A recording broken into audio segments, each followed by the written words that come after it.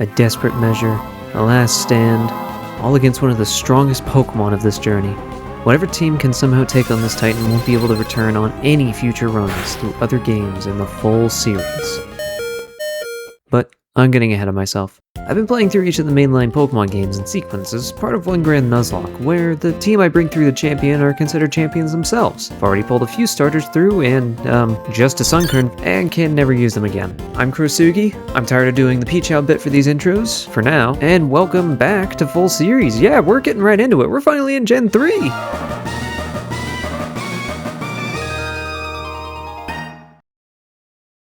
Since this is the third video in this series, it's fitting to talk about 3rd generation. Though, I'm gonna be a little nice to myself and take a break from seeing Kanto. I've had to talk about it in every video so far, and now this one isn't even technically exempt. If you want to see my adventures through Fire Red and Leaf Green, I'll cover them simultaneously once I get to the Generation 2 remakes on DS as well. I even took on round 2 of the Elite Four in Leaf Green, so there's at least some challenge to look forward to. For now, we're trucking along to the beautiful island region of Hoenn in Ruby, Sapphire, and Emerald. I really enjoyed the sprites in Generation 2, especially Crystals, but limitations are a lot lower now that we have so much screen real estate and power to work with. On top of a graphical overhaul, Generation 3 actually has good games! Yes, congratulations folks, we've made it past the 7 game slog of, oh, this is a fun novelty, and holy shit, Generation 2 is ass. We have now made it to the games that people actually enjoy, so much so that every ROM hack ever is based off of either Emerald or Fire Red Leaf Green. Honestly, even a lot of my memories of this game are influenced by the 50 or so runs I put in a run and bun back whenever that mod was in its heyday. All that in mind, Cray, Croshen, and Crowboy start their journeys. This go around I actually managed to do the starters correctly and used a different one that actually fit the color for the game I was in. I've somehow struggled to depict this before this point, so I really need to show off the success, alright? After acquiring our starter, we go about getting our first encounters. Common ones include Zigzagoon and Poochyena, but we also can utilize the grander scheme of duplicate claws to make sure we see some of the rarer ones in later runs, like Ralts. As a kid, I was convinced they put one of these here only for Wally, since I could never find one, but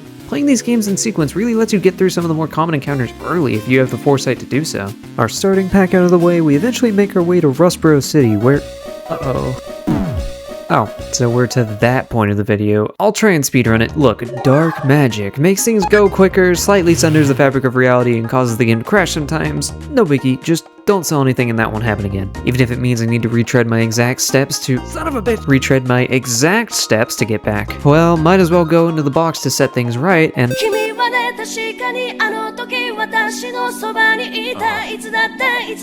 Oh my god, we have an actual box at this point! Right, we're still at the point in the series where every new generation includes a serious sticking mechanic. Generation 2 included held items, among other things, but Generation 3 introduced usable boxes, natures, and even abilities. Finally, Pokemon aren't merely stat sticks with types and can get a whole new niche and way to play them. Tailo is one of the Pokemon that strongly benefits from abilities, gaining Guts, a situational ability that can seriously increase its damage output when under status conditions. Yeah, 2 Pokemon videos in a row where I've got an ace with Guts, who'd have figured. Seriously though, Tailo and Swellow have always been favorites of mine, so getting them here is... Jesus Christ! 3 Talos remain. What the hell are the implications of that showing up? For now, I'll try to ignore it.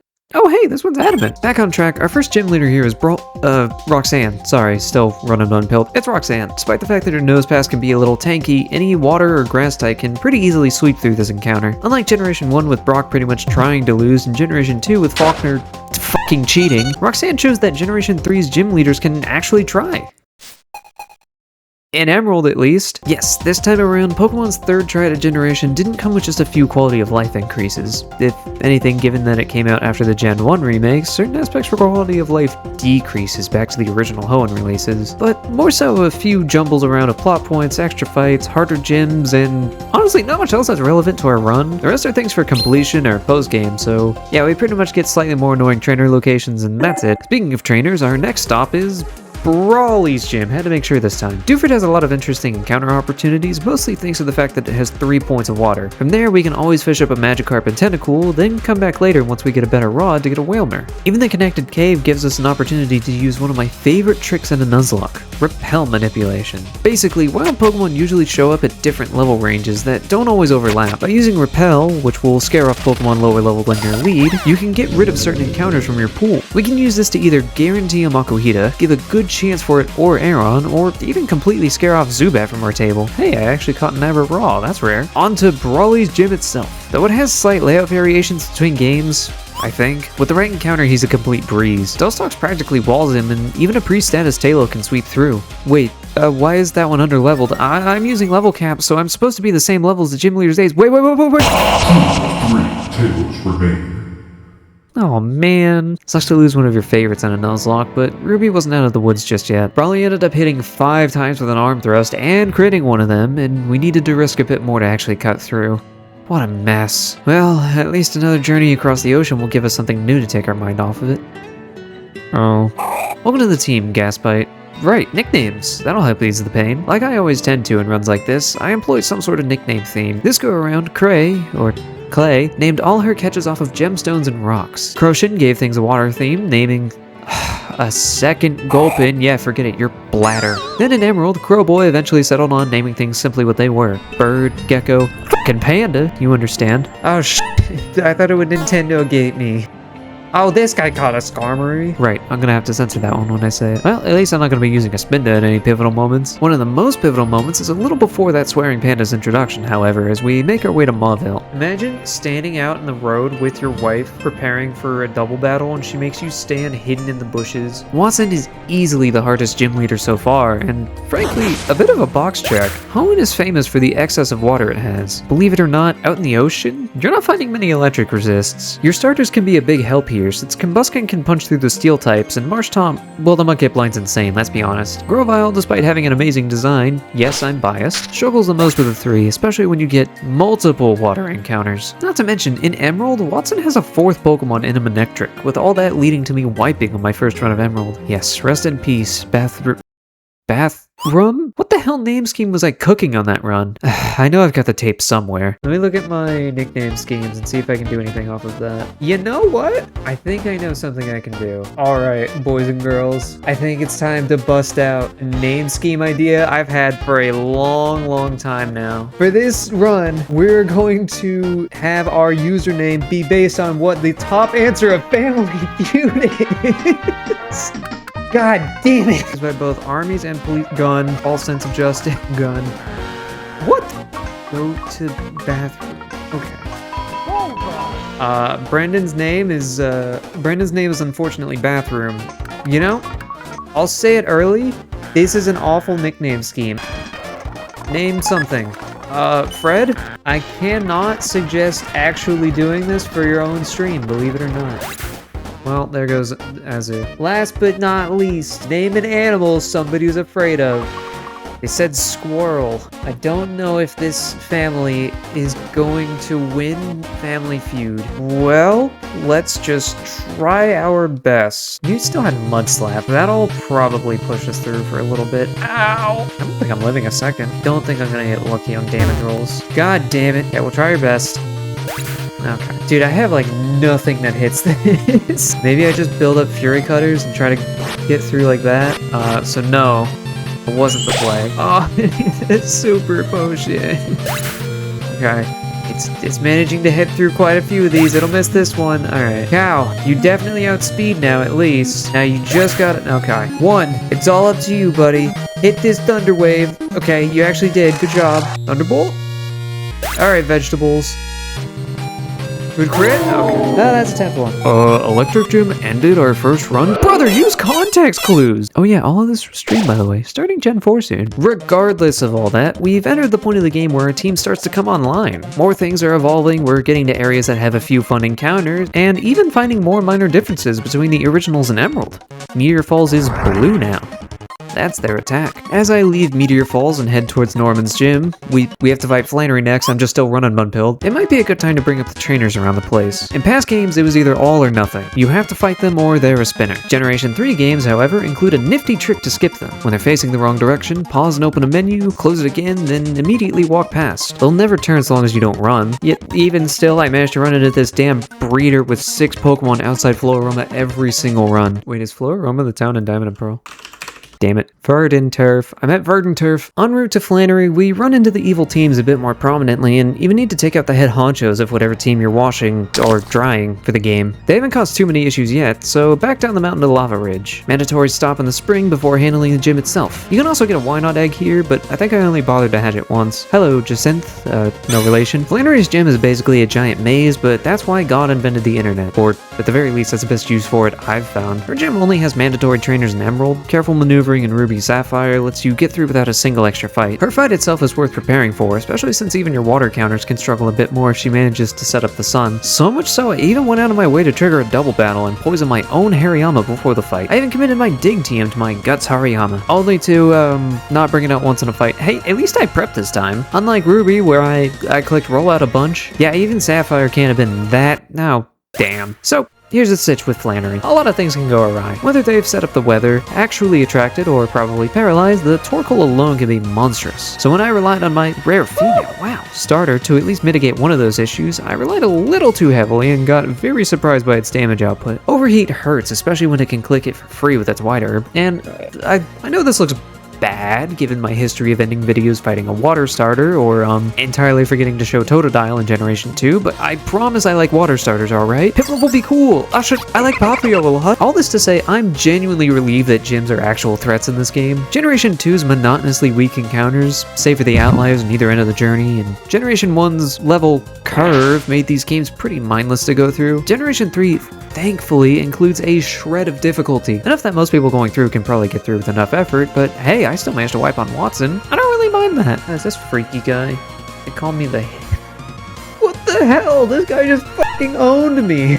Oh, what does it mean? Ask your mommy or daddy, bitch. Like, fuck you. The difficulty continues on to Norman, for real this time. Our dad boasts a host of strong normal types, a trend I practiced throughout most of full series so far myself. On top of that, I sometimes got to the gym without any normal resists and had a pair of slackings to face off against. As if all that wasn't enough headache, for these recordings I forgot to split it so that my Spotify audio wouldn't also get recorded. It's been a while since I played through these games, so I rewatched them on 2x speed to try and refamiliarize myself and help write the script. Now, I enjoy Hatsune Miku as much as the next guy, but it's a special kind of torture listening to her entire discography in double speed and needing to pay attention. All this to say, yeah, Norman was usually a bloodbath. The only time I made it through Deathless was in Emerald thanks to some Intimidate pivoting and baiting weaker dark moves with Shedinja. Also, like the only time I used this little freak throughout the whole series so far, so I won't bother over explaining it. Oh, and Dad also swapped out one of his 2 illegal slackings for Lanoon and Spinda instead, things that I think are much easier to handle. Meanwhile, in Ruby, my lead took a lot of damage and I felt like the best option was to sack it, rather than switching around and losing too much momentum. Slacking has Truant and can only act every couple turns. Most people know that much, but that loaf turn in the middle doesn't stop healing by the AI, making it an even bigger threat than usual in Norman's hands. Even if we cut through one, we need to put a lot in the line to get through the other and set up extra bulk ups. I'm pretty sure the reason we even managed to get through was because it clicked Focus Punch at the end. Sapphire should have had an easier time, especially since I brought somebody with Protect. Unfortunately, as useful as it is to stop its attacks every other turn, you kind of need damage to truly take advantage of it, especially since Protect has pretty limited PP and Dad isn't afraid to use more support in his Pokemon than he ever gave me growing up.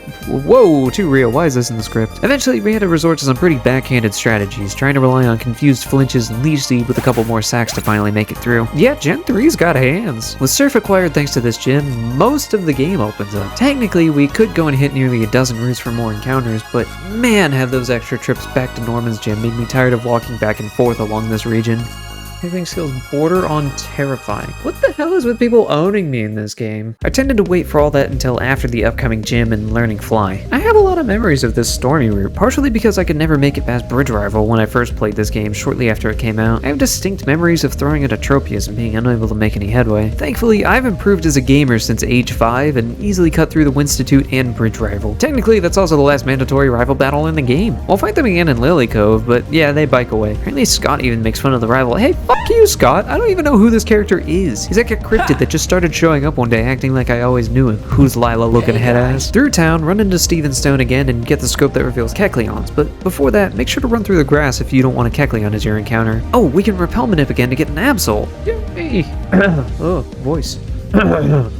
Yippee. These things usually foretell disaster, but what disaster could be coming so close to Fortree? And why do I suddenly crave sushi? Whatever, not super important for now. This part of the song a lot, because it sounds like somebody made of forks is falling down an escalator. One notice gym puzzles are actually kind of fun to solve, but things aren't particularly tricky. For the most part. I forgot Altaria had Earthquake. Whoopsie daisy. Oh my god, that nail is adorable. Me when I see a twink? Now that we have Fly, we can take on all sorts of encounters we missed before. Flying back to Dewford to catch our Wilmer, heading into New Mauville for various resources, and finally making it more manageable to evolve our Oh God! Oh God! Memories of struggling to beat Bridge Rival will slowly overwrite with new trauma.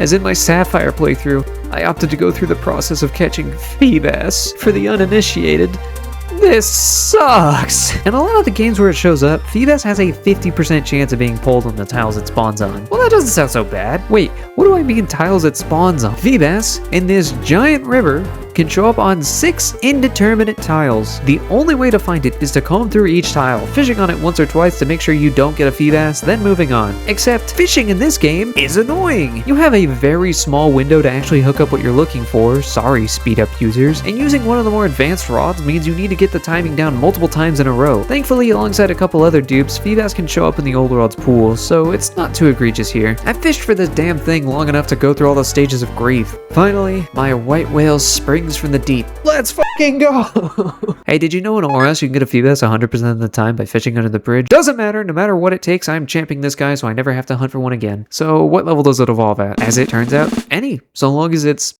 beauty is maxed out. What the fuck? Rather than evolving like a normal Pokemon, getting the powerhouse that is Milotic is through increasing one of the stats necessary for the contest mode. You don't actually have to do any contests yourself. Instead, make a bunch of Poffins. Make as many as you can, stuff them all into the— oh, for the love of— nope, just kidding. Make a few select very high quality ones. Otherwise, you'll get a bricked fish whose palate has evolved far beyond whatever garbage Poffins you cooked for it. You probably used the wrong Pokeblocks. Literally, f*** you. Alright, fine. Didn't want to have to do this, but I got soft-locked in the process by a mechanic I didn't know existed after an hour of trying to make things work, so I don't feel too bad utilizing just a smidge more dark magic. After all, he had the beauty within himself all along. Even one of my friends shows up in Twitch chat right at the end to witness this beautiful metamorphosis.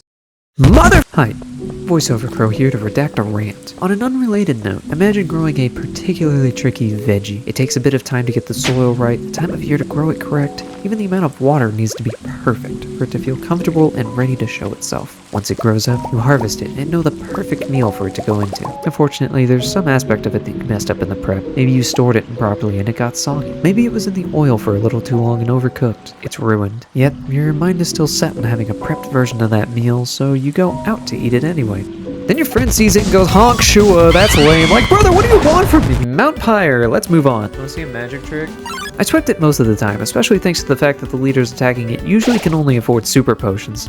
Poor. A few more catches we can get around here are the guaranteed Sharpedo outside. Oh, this is torture, I want to blink. And the rare Chimecho up top. We can get Chimecho, but duplicates aren't ever kind to me and I end up getting Banette or Dusclops instead. Good choices, but I like the bell. The Requiem Pokemon, Leonis Coraldy. I also want to prep 2 of my Gust Pokemon before heading to the mountain and then accidentally healed it immediately. So, back to get those again. Near the mountain is also the Safari Zone, something we need the Pokeblock case to get into. I got blindsided by this in every game except Sapphire for— what do you want from me? Obvious reasons. All those distractions out of the way, we can explore Lily Cove. After a rather trivial rival battle, actually the last one we'll see, we gained access to the department store with plenty of useful items and TMs, like usual. This game still has a bag limit, grr, but it's at least a little easier to get around than Generation 2's, or heavens forfend, Generation 1's. Ugh. After appreciating some art, we can move on through the ocean to— wait, where are we supposed to go next? Maybe this guide can help. They show up the leaves, scooting back to their hideout. You know what to do. No, I don't. That's why I'm here. A bit of a rigmarole and running around the region before we can handle the hideout. Aside from the fact that it's rigged to explode, a lot of places in Pokemon are, I'm discovering as I play more of these games. There's really no trouble. On to Mosti. Tate and Liza—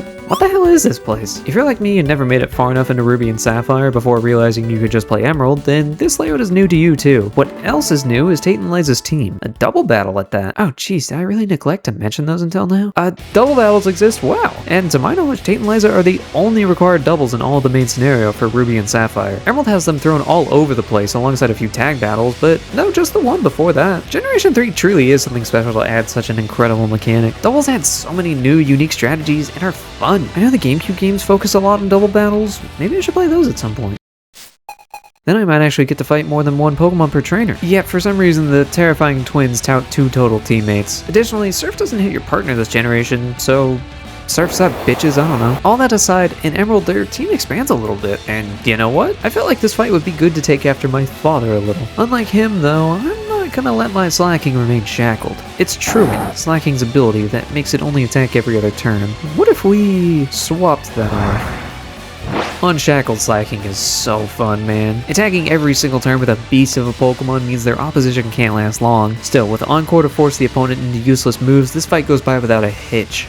a big hitch at least. Now that the oceans are our oyster, we can dive and reach almost all the final areas we were missing. Diving to catch a few new friends, accessing Sootopolis. Wait, is that really the only way in other than flying? That has to be bad for trade, right? And the eventual seafloor cavern. I feel like we just did one of these hideouts, but at least the pacing's not as bad as Generation 2. I would apologize for the constant Gen 2 slander. No, not slander. Gen 2 truths, but I'm in an exclusive Generation 2 haters club, and I have so many times I need to utter that a month. Seriously, let's get this over with so I can, Ray, snap out of it.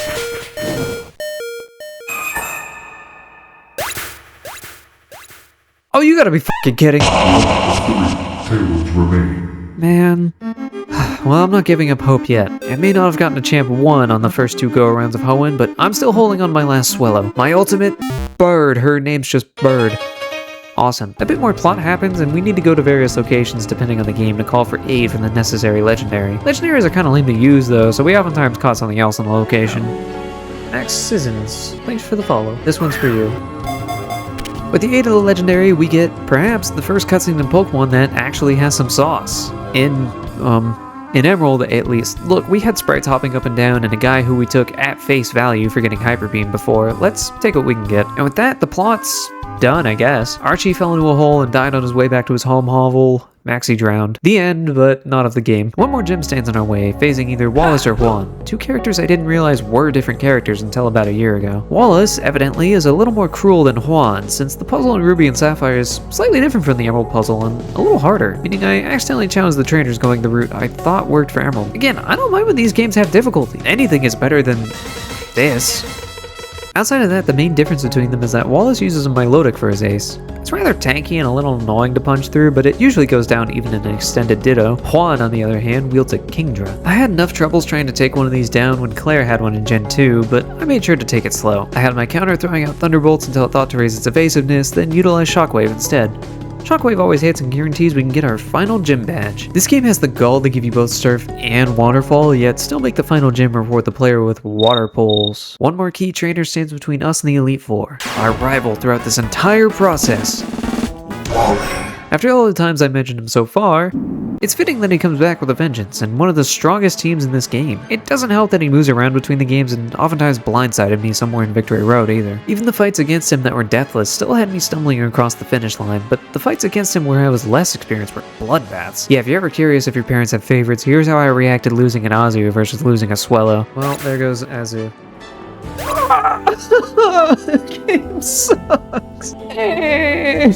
A region conquered, it's time for the most important part of any full series run, the Elite Four. Whatever teams I bring through here will count as a dupe out for the rest of the series, so I need to choose carefully. What makes something like a Nuzlocke such a strong dupe is that it knocks out Beautifly as well, since I'm doing a full-on species clause. Beyond that, choosing a rare option like a starter, or weaker options like a certain panda likely won't cause many issues throughout. I've also learned from my past mistakes and made certain to champion only Pokemon for my current generation. And given the reminder we've had so far, come along, Bird. You're always welcome. That one too, I guess. Still, whatever team I pick needs to be able to defeat the Elite Four and champion. That was not the hardest Elite Four in the series. Bruno had 2 Onyxes, let's recognize real. They've got a lot that can trip up even seasoned players, so make sure to go into it with a solid plan like mine. Hopefully just handle it from there.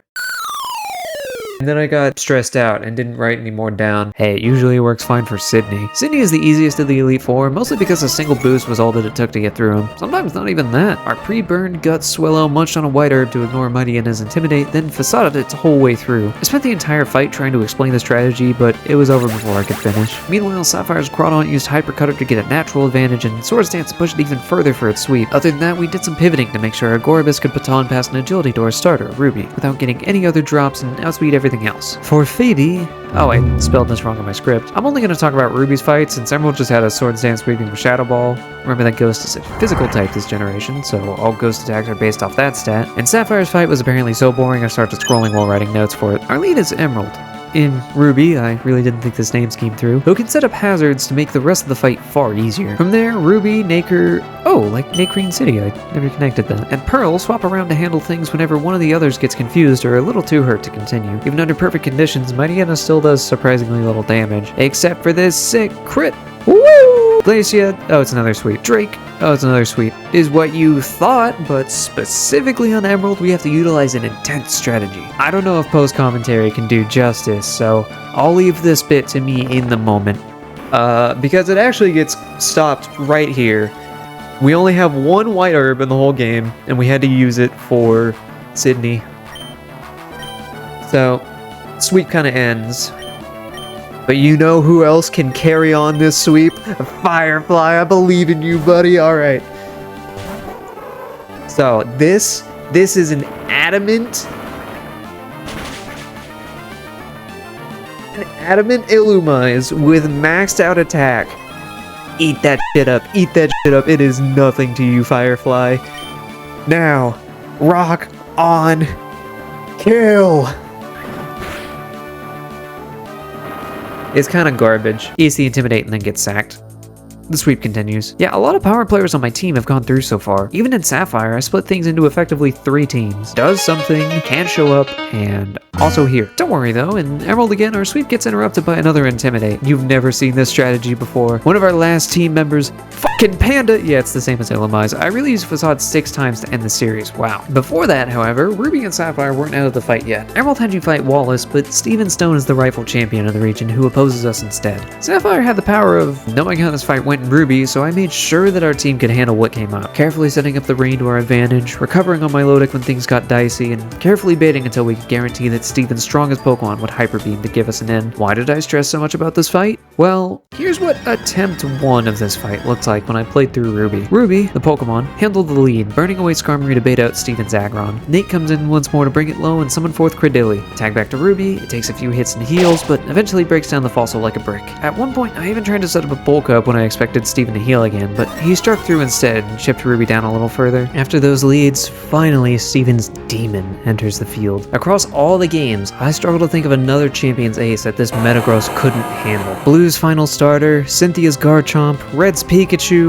well that one's definitely 40-60, but still. None of them hold a candle to this monster. Insane stats, typing, coverage, clear body to negate getting around that answer, Citrus Berry to pick itself back up.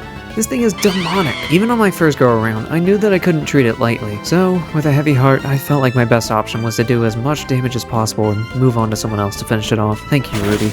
You did well throughout this run. Yet, a sinking feeling moved through me as I saw what HP Metagross got left at and watched Ruby fall. It was low enough to heal. I messed up. Or thinking about it, I would have done the tickle damage that other party members could deal and then try to finish it off with Ruby, but I don't know, at the time it seemed like the right option. Okay, can't panic.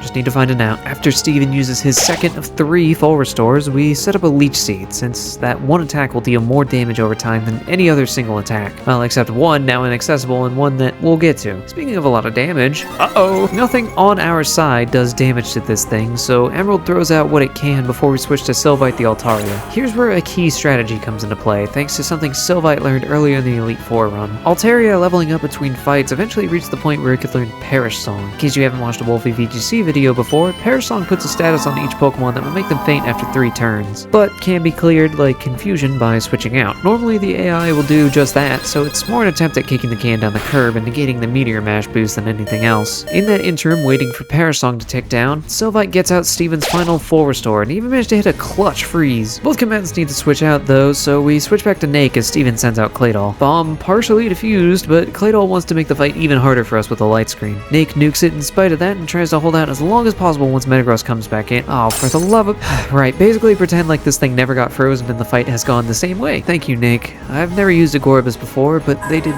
very well throughout the C4 run. Guess I'll never be using one again, huh? Sylvite comes back out to take their place before the ultimate plan brews in my mind. We start up another round of Perish Song and dodge a potentially devastating attack to actually stick around. I saw it a couple more rounds with Fly as well, as it gets extremely low. Whenever it's time to switch out, Steven can't waste time on a heal and Metagross swaps, but Sylvite doesn't, sticking around and giving an encore of that horrific song. Sylvite goes down as well, but this puts things into motion as we need them. With only 2 Pokemon left, Armaldo will have to switch back out into Metagross, meaning if we intimidate it with Pearl on turn 1 of its Perish Song, switch to Fordite on turn 2 of its Perish Song, and then Curse on turn 3 whenever it switches back to Metagross, Metagross should go down. Wait, why didn't I just click Shadow Ball? Doesn't matter! After all that, finally, we managed to cut through. The fight's still not over though. Armaldo comes back in. With an unlucky boost or crit, it'll all be left up to Pearl. Fordite comes up to the plate and clutches Since when did Steven have 4 heals? I swear, whatever resource I looked at before this fight said he had 3. This isn't good. Fortnite shouldn't be able to kill in 2 hits. But somehow, literally not even the calc,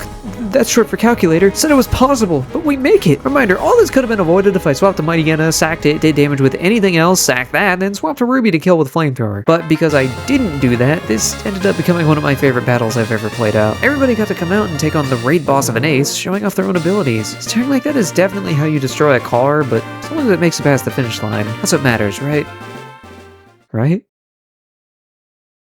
At Journey's End, one can only look back. Generation 3 had an incredibly cute ending sequence where it shows everything that you caught along the way with a beautiful track alongside it. Especially with the champion screen, it reminds me of something.